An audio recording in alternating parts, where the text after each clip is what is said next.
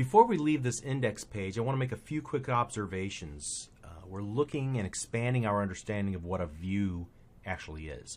And we can see from this index page that a view can be several different things. First of all, you have regular old HTML5 tags and static text and everything that we would expect to see there.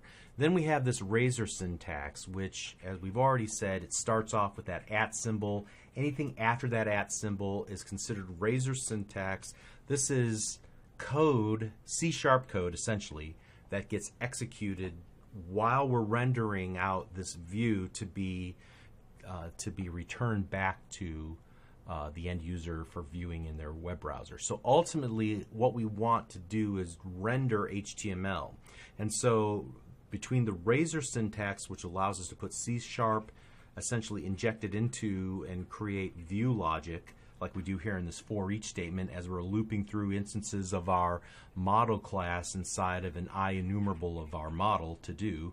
In addition to that, then we have also helper methods like this HTML class. It has a series of helper methods like display name for and display for, which will render out the appropriate content. So display name for will, if we've added any, in two scenarios, we've added some data annotations to the properties of our model so that we change the name. And so while it's stored in our database under the word description, we might want to call it to do name with a space in between. It will use that, and we'll show migrations here in the next video. It would use that to display to the end user, but behind the scenes treat that data point as the name description in the model. Okay. Again, this will become clear in the next video. The other scenario is that we want to make this application available for many different languages, Espanol, any of the Asian languages, Chinese with the right to left characters or whatever. So in those cases, display name for will look at the locale of the web browser and pair it up with a dictionary of translations for the word description in this point, whatever that is in Espanol or in Italian or French, okay? And then we'll use that term instead. So those helper methods are better than just hard coding the word description here in HTML because you get some programmatic value from it, all right? Same thing is true here with display for. It will look at the type of data. So in this case, we know description is a string in our model. We know that completed is a Boolean in our value. If we wanted to capture a string in an HTML form, what HTML form element would we use for that? We'd use a text box. If we wanted to capture a Boolean value in an HTML form, what HTML form element would we use for that? We'd use a checkbox. And that's exactly what display for does. So here you can see, instead of just hard coding a form field or a text box, it just or a checkbox, it just makes it easier to use display for. It adds any validation scripting and other sorts of things so that we don't have to worry about that. We can just use these helper methods and they'll get us pretty far where we want to go. So we said that there were different pieces here inside of every view. Hard-coded HTML, razor syntax, and then there's something new in ASP.NET MVC Core, which are called helper tags. And you see that working here in the little navigation section that was off to the right-hand side for each of the to-do items that gave us the ability to edit, view details, or delete that particular to-do item. So what we need is a programmatic way to figure out what the proper URL is for each of those actions that we want to perform on our to-do items.